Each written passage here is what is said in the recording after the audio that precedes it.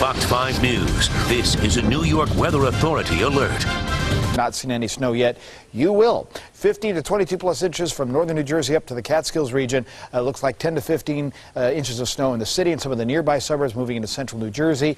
Less though as you head towards Nassau County, about 5 to 10 inches there, and then even further east, only 2 to 5 inches because it's going to take longer, of course, for that snow to get there. A lot of that really will happen during tomorrow. So we've got a long time to go still with the storm, Ernie and Darian. We'll be keeping you posted, of course, and watch any changes as that rain snow line moves around.